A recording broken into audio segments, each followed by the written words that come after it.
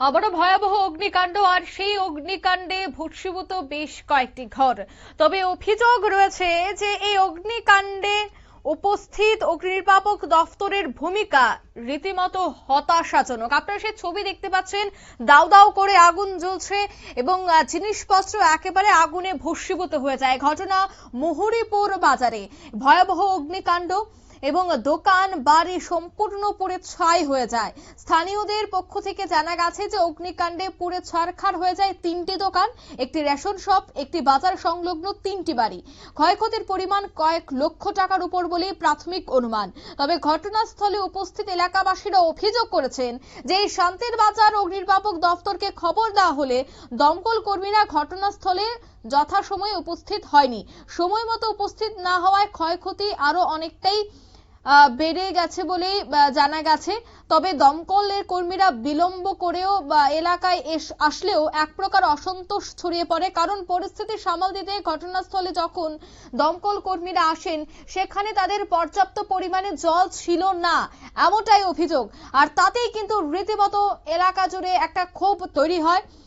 সে বিষয়ে কি উঠে আসছে বিস্তারিত শোনাবো একবার। রাত্রে 9টা দিকে তারা একটা ঘর থেকে গ্যাসের সিলিন্ডার থেকে আগুন লাগছে। কেমনে মানে গ্যাস সিলিন্ডার লিক করে এমন কেমনে আগুন লাগছে। ওই নাম কি তারা হচ্ছে আবু বণিক। তারপর বণিকের আছে এই ঘরটাতে কেমনে জানি আগুন লাগছে। আগুন লাগছে আর আগুন ছড়াই গেছে। তো ছড়াই গেছে, তারা জুলাইয়ের ফায়ার সার্ভিস ফোন করছে। তো জুলাইয়ের ফায়ার সার্ভিস আইছে। জুলাইয়ের ফায়ার সার্ভিস আইয়া তারা আইছে, মেশিন আইছে। তারা মেশিন চলে না, এরপরে তেল নাই, এরপরে জল একটু দিছে। ওই এখানে একটা রেশন শপ আছে, রেশন শপটাতে আছে, রেশন শপটাতে দিছে। তারপর তারা জল নাই, এত চলে না, এই আর কি। তারপর তারা আর কেউ অবস্থা তো একজনেরও ঠিক, মানে প্রায় মানুষেরই ঠিক নেই।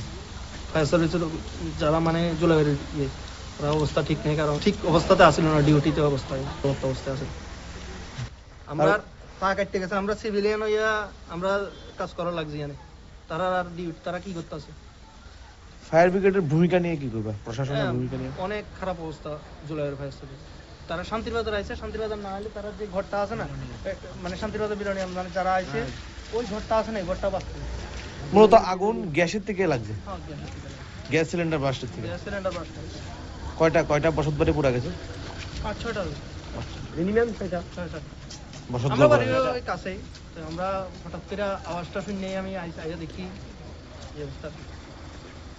দোকান কয়টা পুরা গেছে? দোকান, রেশন শপ একটা আর বাড়ি, সব পুরাটা বাড়ি আর রেশন শপ একটা। যদি সঠিক সময় ফায়ার সার্ভিস যায় তো কমসে কম 2টা ঘর, মানে 2-3টা ঘর বাঁচত। আমি এদিক দিয়ে, আমরা যে সময় আগুন লাগছে আমরা দুইজন, মানে এটা আমরা বন্ধুর কাকার বাড়ি। আমি আর বন্ধু এদিক দিয়ে গেছি যে ওই সময় মানে পিছের দিকে আগুন আসছিল। আমরা যদি ফায়ার ব্রিগেডের জল থাকতো তাহলে আজকে এই ঘটনা। জল থাকতো, মেশিনটা ঠিক থাকতো না। আমরা মেশিনটা ওটাই নিলাম। তারা মানে খুব খারাপ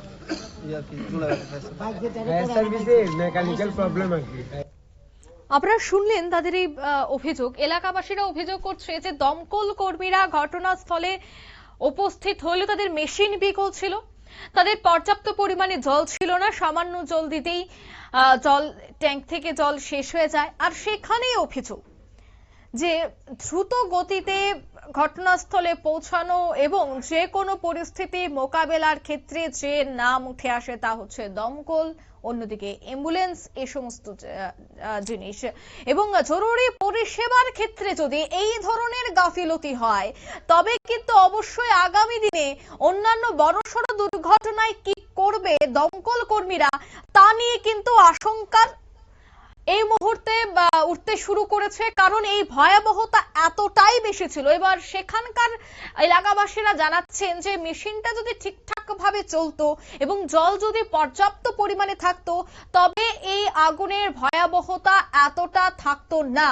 অন্যদিকে যারা এলাকাবাসীরা রয়েছেন তারা হাতে হাত মিলিয়ে, কাঁধে কাঁধ মিলিয়ে কাজ করতে হয়েছে, কারণ সেই জায়গায় মেশিনের মতো এবার দমকল কর্মীরাও বিকল হয়ে পড়েছিল। এবং অভিযোগ রয়েছে যে তারা ডিউটিরত অবস্থাতেও সঠিকভাবে সুস্থভাবে এখানে উপস্থিত হয়নি, অর্থাৎ একাধিক অভিযোগ কিন্তু চুলাইবাড়ি অগ্নিনির্বাপক দফতরের কর্মীদের বিরুদ্ধে উঠছে। আর এই ধরনের আগুন যেখানে লক্ষ লক্ষ টাকার ক্ষতি হচ্ছে, সেই জায়গায় একটি নষ্ট মেশিন নিয়ে কিভাবে দমকল কর্মীরা ঘটনাস্থলে উপস্থিত হয়েছে, এই বিষয়টা নিয়ে এবং তাদের কাজের কাণ্ডজ্ঞানহীনতা নিয়ে কিন্তু একাধিক প্রশ্ন উঠছে। নিয়ে নিচ্ছি ছোট্ট একটি বিজ্ঞাপন বিরতি, সঙ্গে থাকুন।